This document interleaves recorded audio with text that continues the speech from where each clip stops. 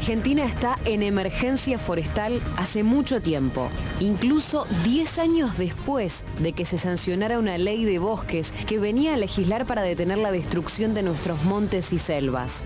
Con ley y todo, hace 2 años, las Naciones Unidas colocaron a la Argentina en el 9º puesto dentro de los países que menos cuidan sus bosques nativos. Con ley de bosques y todo, hace 10 años que la Argentina no para de perder árboles y montes que son imprescindibles para la vida del planeta. ¿Qué hacemos para parar esto? Uno de los tantos emprendimientos inmobiliarios que, para desarrollarse, talaron muchísimas hectáreas de bosque, se calcula unas 100 de forma ilegal. ¿Por qué? Porque según la ley de bosques, ese bosque justamente está dentro de una zona color rojo. Totalmente, hay una avanzada de desarrollos inmobiliarios sobre la sierra, en lugares con alta pendiente, el agua baja a mucha mayor velocidad de la que hubiera bajado si el bosque la absorbía, y ese impacto ya lo están sufriendo los vecinos y por eso están preocupados por este emprendimiento del Terrón ahí en Mendiolaza, en el que, bueno, ya se desmontaron, como decías vos, 100 hectáreas y van por otras 180 más, autorizados ilegalmente por el gobierno, ¿no? Si tuviéramos 16 millones de hectáreas de bosque como tuvimos hace 100 años, diríamos que 14.000 no es nada, pero considerando que nos queda menos de bosque en buen estado de conservación, menos del 5% de lo que había, esto es una cifra muy significativa. Vale mencionar que los servicios de agricultura, ganadería, silvicultura y otros usos de la tierra representan un 37% del total de las emisiones de gases de efecto invernadero de nuestro país. Es decir, un número altísimo que se suma a la deforestación y a los incendios forestales como un paquete de malas prácticas que resultan en desastres para nuestro planeta. Y básicamente en el año 2000, para hacer cifras redondas, digamos, teníamos en toda la provincia un 10% de la superficie cubierta por bosque. ¿A qué llamamos bosque? Con una definición podría ser cuando en una hectárea hay un árbol o más, o sea, estamos como un árbol de más de 5 metros o más. Y con esta misma definición, en el año 2012, teníamos un 8,2% bosque, o sea, disminuyó. Bien, 10 años después, digamos. Sí. ¿Y 20 años después qué vemos? No hay un estudio nuevo, pero lo que viene pasando, digamos, de a poquito los vamos perdiendo. Como lo dice el biólogo Daniel Renison, que estuvo aquí en nuestros estudios en el programa Ciudad U, de a poquito y a veces no tan de a poquito se va perdiendo el monte nativo, el bosque cordobés cada vez más. Si uno ve las cifras de hace 20 años y ahora hablamos de miles de hectáreas por año. Se presentó como un dato positivo hace algunos días cuáles fueron las cifras de desmonte del año 2022 en Córdoba, de desmonte ilegal. Parte de eso es desmonte que está en zona roja, o sea que no se puede tocar. Bueno, habla de 4.500 hectáreas. Desde la Policía Ambiental decían es un dato positivo que baja los números de 2021. Creo que quienes están invitados por aquí no tienen la misma mirada de que sea un dato positivo. Empiezo a presentar al panel. Rita Stanislav es especialista en ingeniería ambiental. Emiliana Martínez, doctora en arquitectura y especialista en hábitat. Y Darío Ávila, abogado especialista en conflictos socioambientales. ¿Cómo les va? Buenas noches. Gracias por estar por aquí. Hola, buenas noches. Pueden no coincidir con mi introducción, pueden decir lo que quieran. Rita.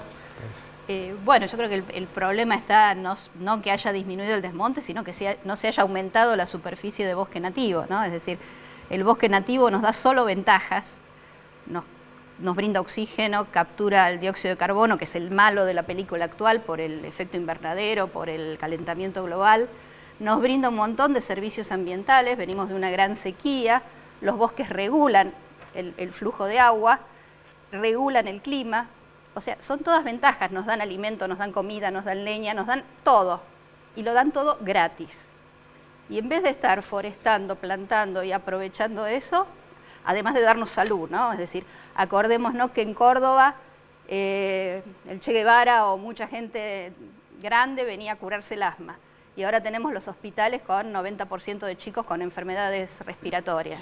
Estos números que dábamos al principio, esas 4.500 hectáreas de las que hablamos del año pasado, son aquellas que implican el desmonte ilegal. Después hay una gran cantidad que, bueno, podemos contar lo que se llevaron los incendios, lo que se autoriza legalmente, por ejemplo, para obra pública, que ahí hay todo un tema, porque también puede ser que pase por zona roja, ¿es así, Darío? Sí, precisamente me parece importante destacar eso. Vos bien señalabas, las estadísticas lo que reflejan son precisamente los desmontes ilegales, digamos, los que no están autorizados.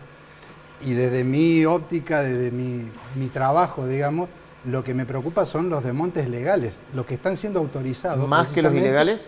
Absolutamente.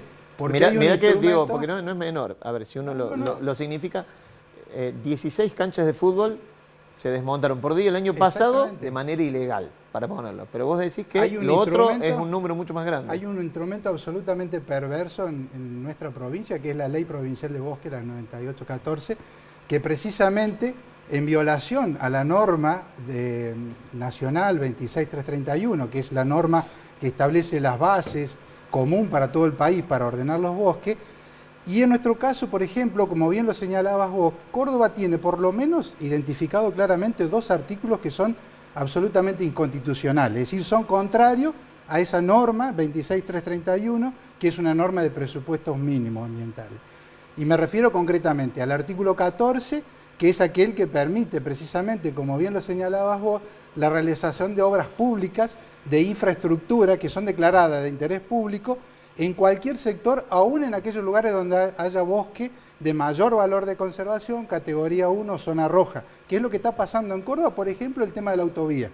Claro. ¿Hablas de la autovía de Punilla o de la autovía de Parabachasca? Y Parabachasca, claro. Ahí hay 2 casos reales y concretos de desmonte autorizado, porque ahí hay una autorización de la Secretaría de Ambiente Provincial, tomando como fundamento la ley provincial, la 9814, que ha permitido precisamente el trazado de esa autovía en zonas donde hay bosques nativos de mayor valor conservación y, como decía muy bien vos, ese bosque tiene que ser mantenido a perpetuidad y no puede ser transformado. Bueno, ahí ha habido desmontes en esos 2 casos. Y el otro caso concreto es el artículo 37, que también, digamos, acompañando el modelo productivo de nuestra provincia y de progreso y de crecimiento, digamos, que tanta publicidad hace nuestro gobierno provincial, es aquel que permite la actividad de explotación de canteras. El artículo 37 dice que por ser una actividad transitoria se permite la explotación de cantera en lugares aún donde exista bosque categoría 1 de mayor valor de conservación. Bueno, está el caso concreto, por ejemplo, uno de los últimos, Canteras del Ombú. La Cantera del Ombú en la reserva de Villayende. Son 2 casos paradigmáticos de cómo a través de una ley provincial que viola a la ley nacional 26331 se está promoviendo o se está facilitando los desmontes legales. ¿A vos también, Emiliano, te preocupa más lo legal que lo ilegal? En realidad me preocupa más algo que pensaba, ¿no? De dónde la policía ambiental genera sus estadísticas, porque si hay algo que no está claro es cuál es el mapeo, cuál es el mapa definitivo sobre el cual estamos generando estadística. Y esa es una lucha que se viene demandando que se resuelva y que se pueda poner con claridad sobre el tablero, ¿no? Para ver cuál es el bosque nativo que estamos protegiendo y cuál es el que no. Volvete para atrás. ¿Por qué no está claro ese mapeo? Porque no está definido. De hecho, no sabemos qué tenemos y qué no, digamos, básicamente. Sí sabemos qué tenemos, lo que no está es computado en un mapa que sea oficial y que dé cuenta de cuál es el porcentaje que no se puede avasallar o desmontar. O sea, si nosotros tuviéramos un mapa que ordene, que genere y que demuestre cuál es el porcentaje y a dónde se puede y no se puede, no habría posibilidad de desmontar zonas que hoy están como en una especie de limbo porque no están contempladas de manera oficial en ningún lugar. Entonces la demanda sobre que ese mapa se esclarezca tiene varias aristas, pero una de ellas es que ¿por qué no lo actualiza el gobierno? Que hoy tiene una plataforma que es de uso accesible y público para cualquier vecino, que es la plataforma de Mapas Córdoba, en donde uno puede desde ver su cedulón de rentas y luego ir a gestionar sus impuestos y puede ver la actualización de los mapas mineros, puede ver la actualización de las zonas protegidas verdes, pero no se puede encontrar allí un mapa tan importante como es el mapa de las zonas de bosques nativos, ¿no? Y sus categorías, mapeados. Claro, de esas 4.500 hectáreas, decía la Policía Ambiental, la mitad o 2.000 más o menos de lo que corresponde al desmonte del año pasado eran en zona roja. Vos decís, eso es medio vidrioso, no se puede saber, digamos, en realidad, sino... A ver... Me pregunto cómo hacen para determinar ¿cómo hacen para saberlo, y generar una información pública cuando no hay claridad de cómo es el mapa y de cuánta es la cantidad de hectáreas de bosque rojo que tenemos hoy disponible para seguir cuidando, cuál es la cantidad de bosque amarillo que también tenemos que cuidar y cuál es la cantidad de bosque verde que también tenemos que cuidar, porque parece que la categoría verde no habría que cuidarla, hay que desmontarla, digamos. Y creo que con la definición que dio Renison de que con un árbol por hectárea es suficiente, mírelo cada cual en su manzana, entonces. Totalmente. Eso que dice Emiliana, discúlpame, sí. Tiene que ver también con otro de los grandes incumplimientos del gobierno de la provincia de Córdoba, y esto es una decisión política, digamos, no tiene nada que ver con una cuestión estrictamente legal, y que es con la actualización del ordenamiento territorial de los bosques nativos. Esta ley que yo te señalo, la 26331, obliga a todos los estados provinciales a hacer un primer ordenamiento territorial de los bosques nativos mediante ley, y esto el Córdoba lo cumplió en el año 2010. Perdón, Darío, para irme echando con lo que vas diciendo. Más allá de que estén esos artículos en contrario, digo, la ley nacional, decímelo, estaría por encima de las leyes provinciales. Sí, claro, por supuesto. Claro. Sí, claro. O sea que, por más que vayan a algunos artículos en contrario, deberían cumplir los presupuestos mínimos de la ley. Sí, claro, ¿no? por varios motivos, porque la ley nacional es de orden público y rige en todo el territorio, claro, y por eso se llaman de presupuestos mínimos, porque es la base común imponible para todas las provincias. O sea, no puedes estar por debajo de eso. Exactamente, el famoso piso. Lo que pueden hacer las provincias es, de alguna forma, incrementar las exigencias, las prohibiciones, ¿sí? Establecen el techo, ¿sí? Cuando la ley base no es suficiente para proteger, en este caso, los bosques, lo que vos podés hacer como provincia es establecer mayores restricciones, pero para protegerlo, no para desprotegerlo, como ocurre en nuestra provincia. En esto que te decía yo, que permite actividades que la ley nacional no las permite, digamos. Y esto te decía, lo que decía muy bien Emiliana, no sabemos sobre qué base cierta o técnica real Policía Ambiental da a conocer estos datos, porque la ley nacional 26 y el decreto reglamentario 91 del 2009 dice que cada 5 años se tiene que actualizar el ordenamiento territorial de estos bosques nativos. Y esto está muy bien que así sea, y esto tiene un objetivo, precisamente el carácter dinámico que tienen los bosques, como vos decías recién al principio.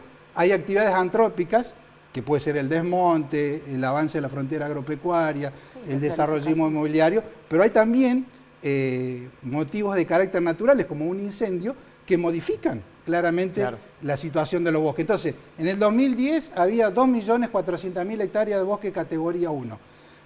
Por eso te obliga cada 5 años, para ver qué ocurrió durante esos 5 años con ese bosque, los 2.300.000 o 500.000 hectáreas de zona amarilla. Si se modificó, precisamente a los 5 años va a actualizar y va a tomar mayores medidas para seguir protegiendo.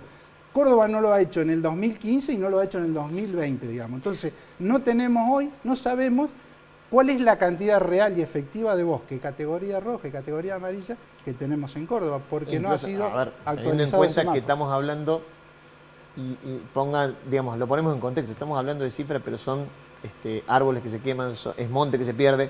Pero, por ejemplo, decíamos 4.500 hectáreas y los incendios del año pasado creo que se llevaron cerca de 80.000 hectáreas. Exactamente. No toda de monte nativo o zona roja o zona amarilla, como bien lo definías, pero estaría bueno tener ese mapa actualizado al día, digamos, para saber qué tenemos o qué no.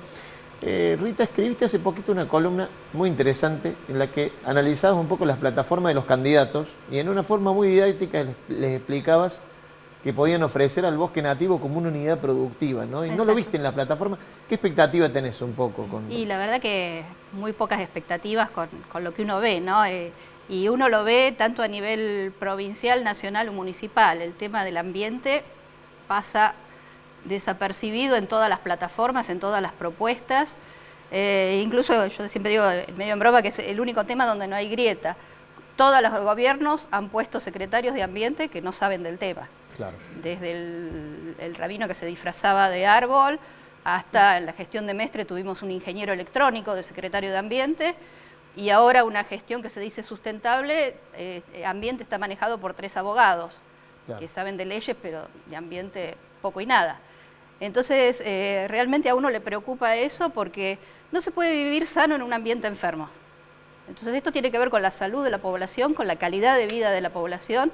Si estamos respirando aire contaminado, lleno de cenizas, de glifosato y demás, no vamos a tener una población sana.